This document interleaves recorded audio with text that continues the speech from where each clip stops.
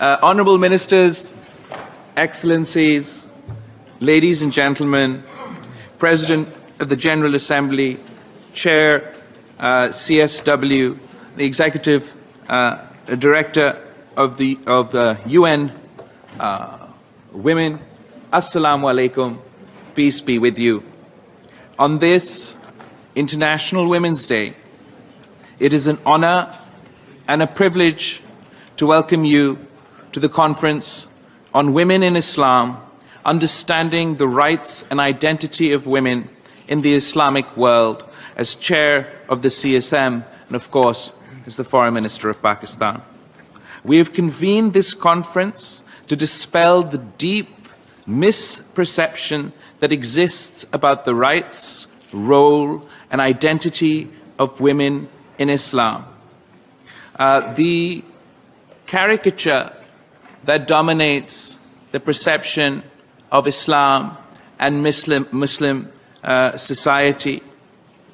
This caricature is painted by a perception based on ignorance of our history, ignorance of our cultural, historical norms and roles that women have played. And this caricature is a result of the fact that the perception of our religion has largely been hijacked after 9/11 by extremists, by obscurantists who do not represent our faith. And I feel a special responsibility to counter this propaganda and perception. It offends me as a Muslim, as a Pakistani, to the core of my heart, that the face of Islam, unfortunately, in much of Western public perception, are the likes of Osama bin Laden and not Shaheed Mohtarma Benazir Bhutto. For a fuller understanding, it is essential to distinguish between Islamic principles and law and social practices espoused by some patriarchal societies. This is a distinction that xenophobes, Islamophobes, and obscurantists would not like to make, because they believe in discrimination, and discrimination is the first step to tyranny. The Holy Quran proclaims, "O mankind, we created you from a single pair of a male and a female." This proclamation of equality between women and men and between all humans was one of the transformational tenets of Islam. At the time of its inception, Islam was the first religion to give rights to women. Islam forbids injustice, injustice against people, against nations, against women. It shuns race, color, and gender as a basis of discrimination. Islam treats women as human beings in their own right. Under Islamic law and tradition, a woman has an independent social and legal identity and enjoys civil, political, economic, and cultural rights. A woman can inherit, divorce, receive alimony, and child custody, rights which Islam enshrined before many other religions. Islamic history attests to the outstanding role played by Muslim women in all walks of life. Education, enterprise, economics, politics, and governance. The Holy Quran refers to the rule of a woman, the Queen of Saba, alluding to her wisdom and to her country being a land of plenty. Almost 15 centuries ago, the Prophet Muhammad, peace be upon him, declared that the pursuit of knowledge is incumbent on every Muslim, male and female. A female Muslim philanthropist, Fatima al-Fihiri, founded the world's oldest continuously operating educational institution in 859 AD, which is why it is particularly painful today that some choose to justify restriction on the rights of women, particularly to education, in the name of Islam, while in reality these steps are a direct violation of the basic tenets of Islam. Muslim women have long been agents of change in their societies. Islamic history is replete with examples of illustrious women. Hazrat Khadija, a woman business entrepreneur. Hazrat Aisha, a scholar and a preacher. Hazrat Zainab bint Ali, a brave fighter, participant and survivor of the Battle of Karbala.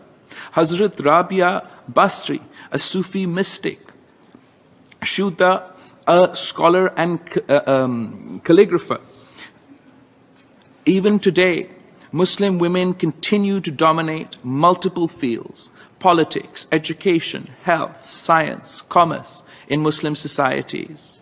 The president of Indonesia is the first Muslim female president of Indonesia. The prime minister of Tunisia, the prime minister of Turkey, a computer scientist at the University of Cambridge, Anousheh Ansari, the first Muslim space explorer and astronaut.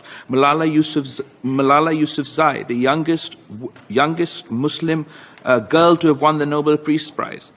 Excellencies, women have played and continue to play a significant role in Pakistan.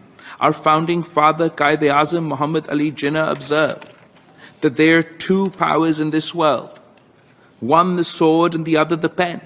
However, there is a third power stronger than both, that of women.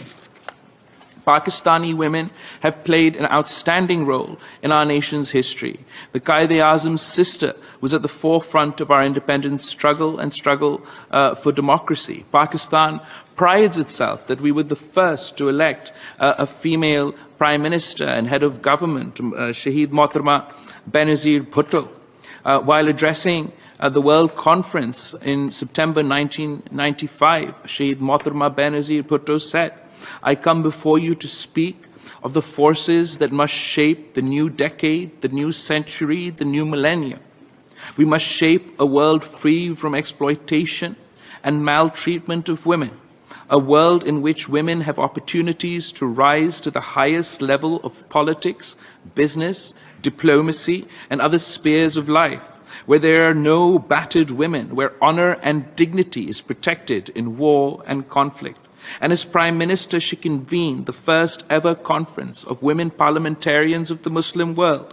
She launched a public awareness campaign against domestic violence in Pakistan. She called for an end to the social ill of the dowry system. She focused on primary education for girls, on training women teachers, on opening employment opportunities for women. She lifted the ban on women's participation in sports, and in 1989, she set up the first women's bank, the first women's police station, lady health workers. And today, our major cities are marked by thousands of enterprises set up by women. Women in Pakistan have held prominent positions in every facet of life. As cabinet ministers, as the governor of the state bank, speaker of the National Assembly, foreign minister, prime minister, judges in the superior judiciary, as well as federal and provincial secretaries, police officers, army generals, fighter pilots, ambassadors, and UN peacekeepers. Like countries around the world, we have made progress, and like countries around the world, we face many challenges, many problems that we have to still overcome today. Excellencies, ladies and gentlemen, it is our mission to ensure that it is my mission to ensure that my mother's demand for the rights of women and men of Pakistan is fulfilled, and the right to justice and equality, freedom and prosperity. In the recovery from last year's devastating floods in Pakistan, our government has not only led efforts of relief and reconstruction, but much of our efforts in relief and reconstruction are targeted around the women who are the most affected, the most devastated by this natural disaster. We've given out cash grants through the Benazir Income Support Program to women as part of the reconstruction and rebuilding of homes in the province of Sindh. We're going to give property rights to the women of the household, and we will endeavour to further enlarge the support programs targeted to women based on women's empowerment through financial independence, employment creation and educational opportunities. And we will not relent in confronting oppression, repression and discrimination against women. Excellencies, in the context of the progressive and enlightened message of Islam, it is but natural for Pakistan and other OIC countries to express our deep disappointment at the restrictions imposed on human rights of women and girls, especially their right to education and work in Afghanistan. These restrictions are contrary to the injunctions of Islam. I sincerely urge the Afghan interim government to reverse these restrictions and enable the women of Afghanistan to make their full and invaluable contribution to the development and progress of their nation. Excellencies, nor can we ignore the plight of millions of Muslim women living in non-Muslim countries who face obstacles in the enjoyment of their rights, including their rights to freedom of religion. The ban on the hijab in some countries is a denial of their freedom. We must counter the denial of religious and cultural rights to Muslim women in all societies, including non-Muslim societies, and negative stereotyping and discrimination against Muslim women. These are manifestations of Islamophobia. Nor can we forget the suffering of Muslim women in situations of conflict and foreign occupation, such as in Palestine and occupied Jammu and Kashmir. Excellencies, ladies and gentlemen, women are the fountainhead of any civilization. They are the bedrock of a family, of a society, and thus of civilization itself. No nation can truly progress without the social, political, legal empowerment of its women. The role of women in the economic development is pivotal to a nation's progress and prosperity. Inspired by the precepts of Islam and the glowing examples of Islamic history, the OIC member states should lead the way in building a common future for humanity where the empowerment of women and gender parity underwrite a new, peaceful, prosperous and inclusive world order. I thank you.